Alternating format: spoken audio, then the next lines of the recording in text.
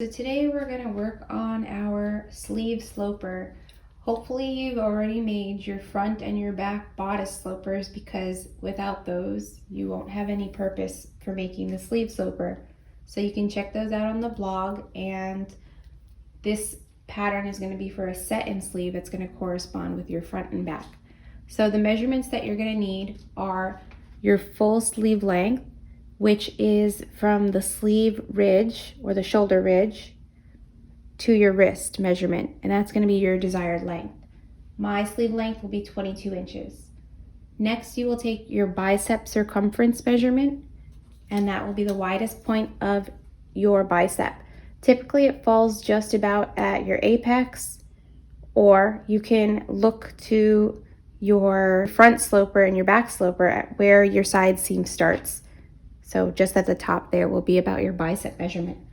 My bicep measurement is 11 inches circumference, and you want to take that measurement a little loosely because this will be a set-in sleeve, so you can kind of keep your finger between your arm and the measuring tape, so when you take that you have a little bit of ease. You're also going to want to take your wrist measurement, so you'll take the circumference of that, but we're going to take the circumference of the widest point of your hand as well, so that when you're putting your arm into the sleeve, if you were to make it in a woven fabric, which this pattern is for, you'll be able to get your hand through that wrist measurement. So my wrist is 7.5 inches, and I just took that around my wrist.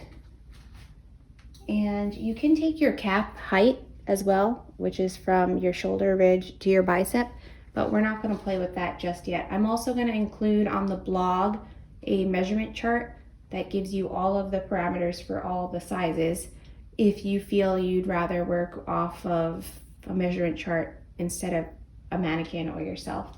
So that's just for reference if anyone has any issues with cap height or with figuring out measurements that are on a graded scale.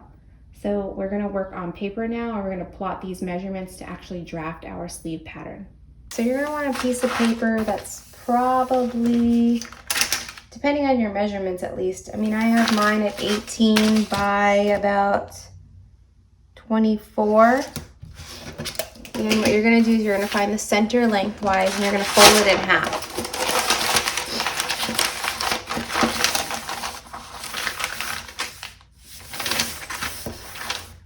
And that nice crisp line is going to be the center line or the grain line of your sleeve. So once you have established that center line, I'm going to outline it just so it's more visible for everyone. And you can do the same. So make sure that is nice and squared. You can square up your ruler with one of the straight edges of your pattern paper. All right, so the first measurement we're going to plot in, we're just going to want to be sure that our paper is a little bit longer on either side of our actual sleeve length. Mine is 22 inches, so I was sure to give myself a little bit extra on either side. So I'm just going to drop an inch from the top, and the first measurement that I'm going to plot in is my sleeve length. And mine being 22 inches,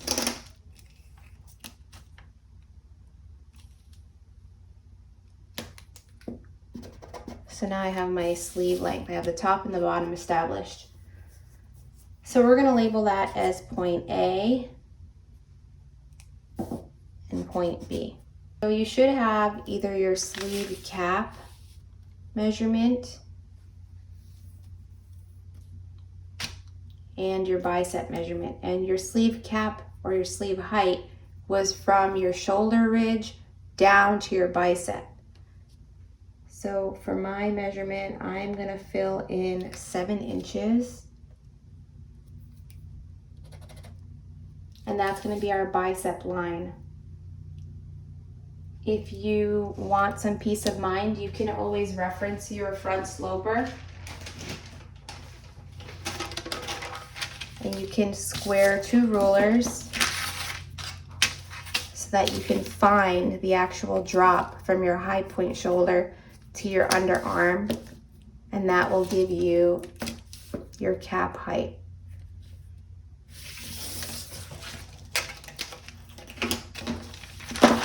You can also reference the chart that will be in the blog post, but bear in mind that everyone's sleeve and sleeve cap height might be different. So that's just a reference if you feel uncertain about the shape that you create with your sleeve cap.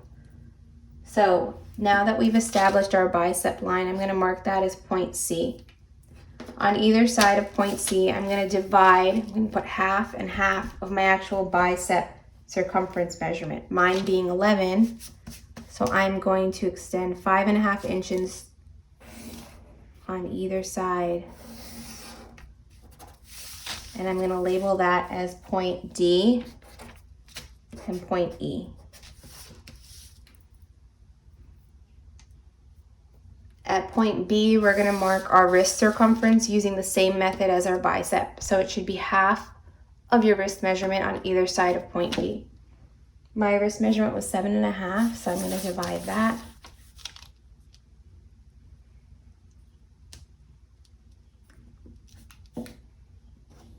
And put half of my wrist measurement on either side.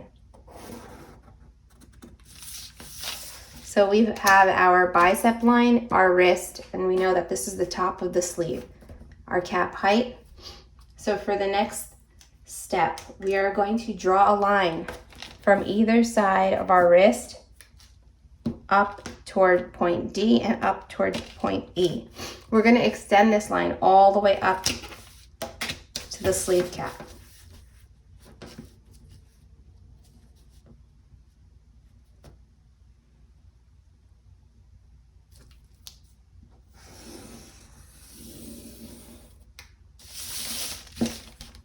Better to do this in pencil. I only do it in marker for the demos so that it's more legible for you.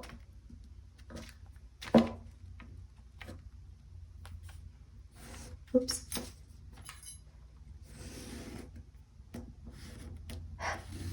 So use a really long ruler if you have one instead of 2 rulers.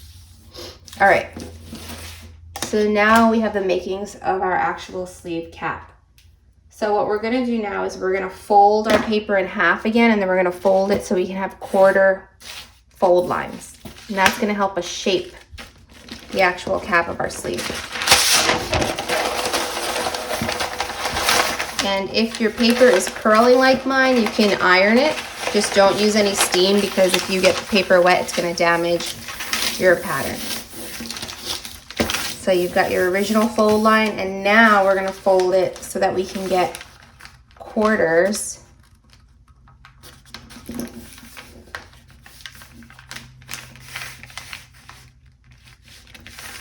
our sleeve.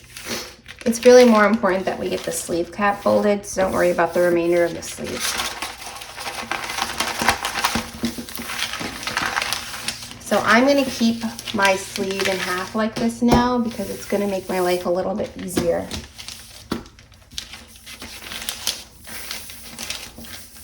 Because both sides of the sleeve cap are going to be the same until we make an adjustment. So this is the left side of our sleeve, which is the back, and I'm going to mark it as so, just so there's no confusion later. So we know that that's the back. Obviously the other side of the sleeve is the front. I'm going to use a dashed line, but you should do this in pencil. You're going to extend this quarter folded line from your bicep line up to your top of sleeve. So we're going to use half of our sleeve cap measurement to find the halfway point on this dashed line. And you're going to mark it with a dot. We're going to add an additional 3/4 of an inch. So now we have 3 points. Point D, our half of this sleeve height, plus 3/4, so that's our mark, and our sleeve cap at the top. So we're going to connect those 3 with a dashed line.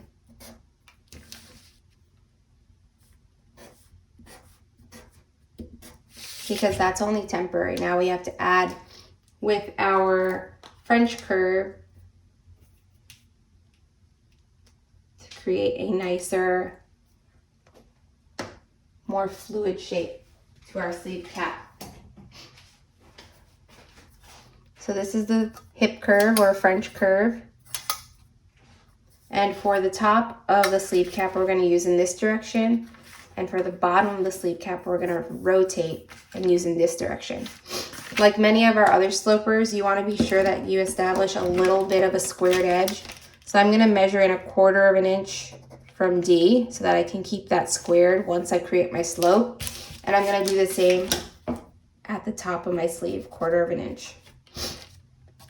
And I'm going to use a different color marker so that it's easier to distinguish. I'm going to use a different color marker so it's easier to distinguish the right lines.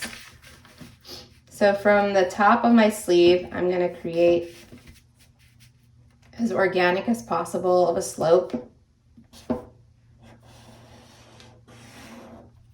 And then I'm going to rotate my ruler and do the same for the remainder of my sleeve. And maintain that 1/4 inch on straight.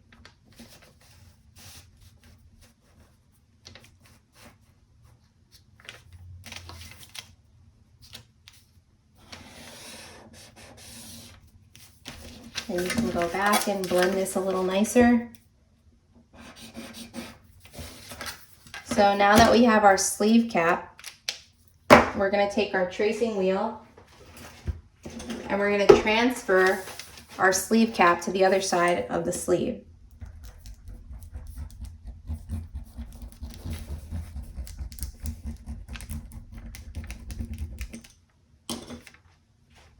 After you've transferred your sleeve cap, you can unfold your sleeve and we're going to mark that dotted line.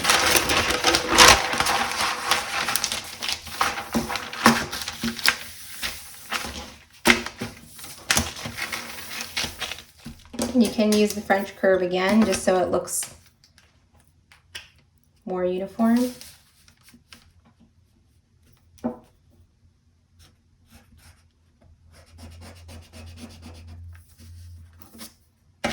And my notch came through, so that's good.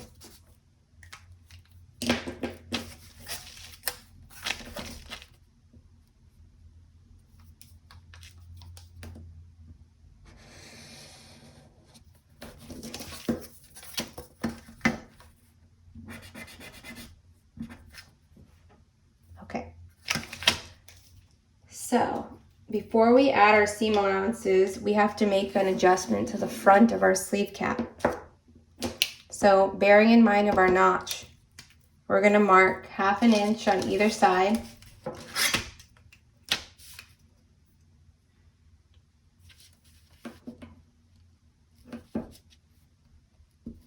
And we're going to bring that in 1/4 of an inch. So what that's going to do is it's going to create a bit of a dip, a little bit more shape on the front of our sleeve. So I only made that 1 inch wide because I'm going to take my French curve and I'm going to readjust the slope for the front of my sleeve. And that should blend into 0.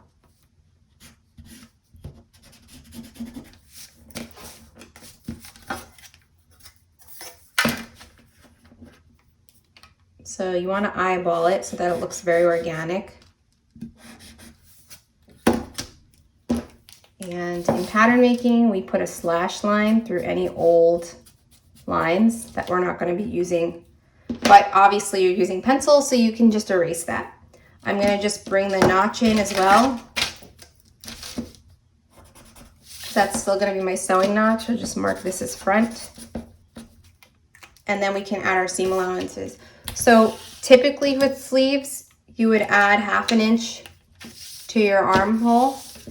Yes, actually 1/2 inch to your armhole. You can reference your sloper because the 1/2 inch that you put on your armhole is also going to be the 1/2 inch seam allowance that's on the actual sleeve cap. So we're going to do 1/2 inch along the sleeve cap, 1/2 inch down either side of the sleeve, and 1 inch for the wrist. And this is a set-in sleeve pattern for a woven fabric that goes into your front and back sloper patterns. And then you can cut and sew this into muslin for a fit sample, and any adjustments that are made on the muslin sample, you'll transfer to your patterns. And then you can cut after making those changes into your final fabric.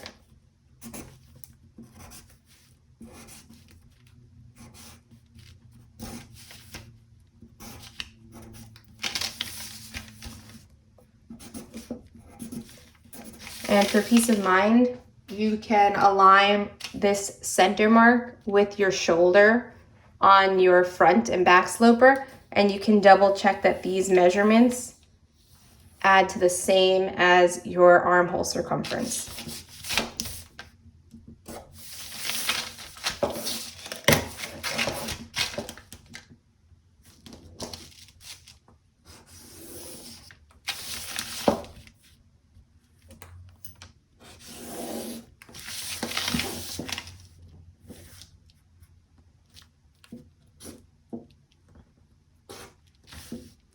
And then 1 inch for the wrist. And then you would cut this from your pattern paper onto muslin, make a fit sample, and this would be our sleeve sloper size, and cut 2. And our center fold line is going to be considered our grain line. So you can just add some little arrowheads. Cut this out, do your muslin, make your fit sample. If there's no changes, then you transfer this to oak tag and you have your sloper.